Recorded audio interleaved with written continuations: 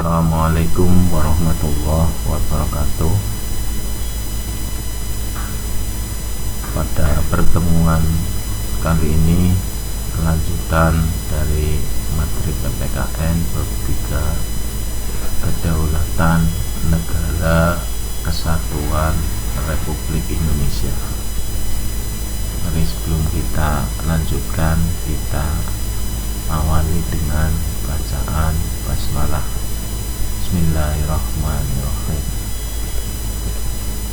Pembahasan kali ini adalah bentuk-bentuk kedaulatan dan teori-teori kedaulatan.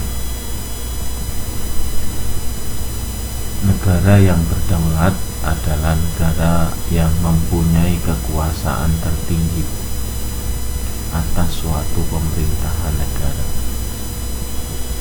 Perjuangan bangsa Indonesia untuk memperoleh suatu kedaulatan berhasil meraih titik puncaknya pada saat proklamasi kemerdekaan pada tanggal 17 Agustus 1945. Kedaulatan atau kekuasaan tertinggi suatu negara terdiri atas dua bentuk, yaitu kedaulatan ke dalam dan kedaulatan keluar.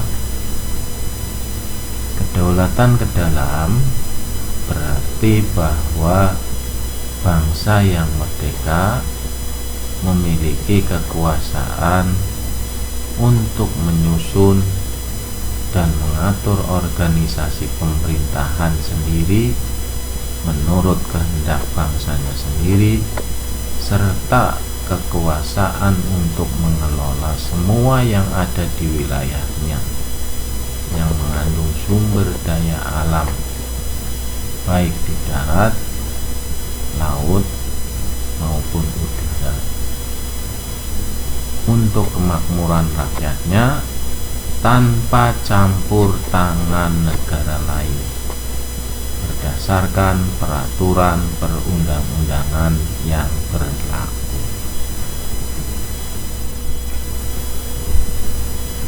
Kedaulatan keluar berarti mempunyai kekuasaan untuk berhubungan dan bekerja sama dengan bangsa lain tanpa terikat oleh kekuasaan lain.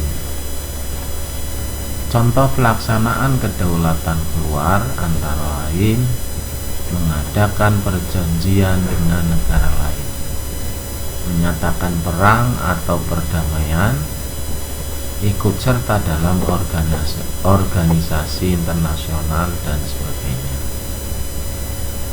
Indonesia masuk menjadi anggota PBB, Indonesia masuk menjadi anggota ASEAN, menjadi anggota IMF, menjadi anggota WHO, dan lain-lain. Artinya Indonesia sudah mempunyai kedaulatan keluar. Secara umum terdapat beberapa teori-teori kedaulatan dari beberapa ahli kenegaraan. Adapun teori-teori kedaulatan tersebut diantaranya sebagai berikut.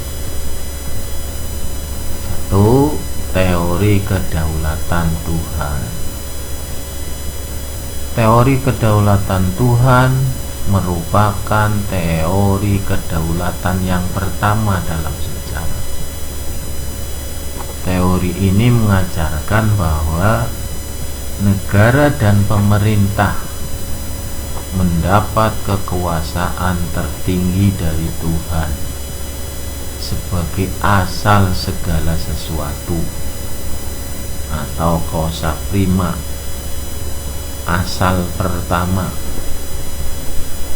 Menurut teori kedaulatan Tuhan, kekuasaan yang berasal dari Tuhan itu diberikan kepada tokoh-tokoh negara terpilih yang secara kodrati diterapkannya menjadi pemimpin negara dan berperan selaku wakil Tuhan di dunia. Teori ini umumnya dianut oleh raja-raja yang mengaku sebagai keturunan dewa. Misalnya, para raja Mesir kuno, Kaisar Jepang, Kaisar Tiongkok, Raja Belanda, dan Raja Ethiopia.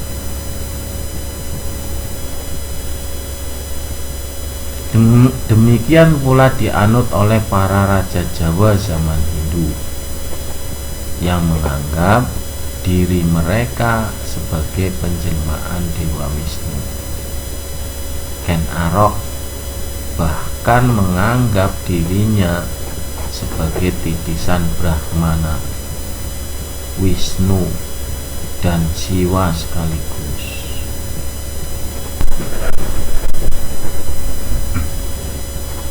Pelopor teori kedaulatan Tuhan antara lain: 1. Aurelius Augustinus. Ya, ini orangnya. Beliau berkebangsaan Aljazair, lahir 13 November 354 dan meninggal tanggal 28 Agustus 430 pada umur 75 tahun di Italia. Yang kedua adalah Thomas Aquino.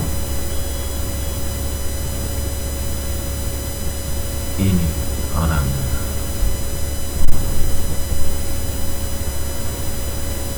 Beliau berkebangsaan Italia, lahir tahun 1225 sampai dan meninggal 7 Maret 1274. Kemudian yang ketiga itu adalah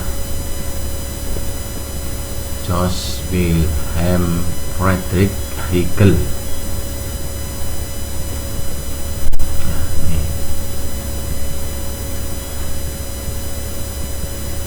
Beliau berkebangsaan Jerman, lahir 27 Agustus 1770 dan meninggal tanggal 14 November 1831 pada umur 61 tahun. Yang ketiga adalah Friedrich Julius Stahel. Beliau berkebangsaan Jerman, lahir 16 Januari 1802 dan meninggal 10 Agustus 1861. Contoh negara yang menganut teori ini atau teori kedaulatan Tuhan adalah Jepang. Pada masa lalu dengan Kaisar Tenno Heika sebagai titisan Dewa Matahari. Karena berasal dari Tuhan, maka kedaulatan negara bersifat mutlak dan suci. Seluruh rakyat harus setia dan patuh kepada raja yang melaksanakan kekuasaan atas nama dan untuk kemuliaan Tuhan. Menurut Hegel, raja adalah manifestasi keberadaan Tuhan. Oleh karena itu, raja atau pemerintah selalu benar, tidak mungkin salah. Demikian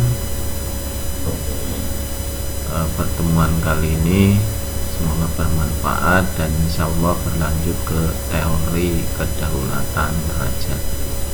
Pertemuan kali ini Kita akhiri dengan bacaan Assalamualaikum warahmatullahi